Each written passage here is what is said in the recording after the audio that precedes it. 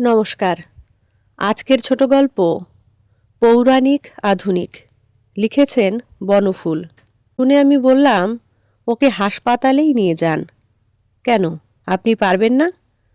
পাঠক মশাই সবিনয়ে জিজ্ঞাসা করলেন। পারব, কিন্তু হাসপাতালেই এসব করা ভালো। আজকাল যিনি লেডি ডাক্তার এসেছেন তার খুব হাত যশ। চুপ করে রইলেন পাঠক মশাই কয়েক মুহূর্ত। তারপর মুচকি হেসে বললেন, একটি গল্প শুনবেন? কি গল্প? পৌরাণিক গল্প। যদি শোনেন তো বলি। যদিও খুব বিরক্ত লাগছিল, তবু প্রবীণ পাঠক মশাইকে বলতে পারলাম না যে শুনব না।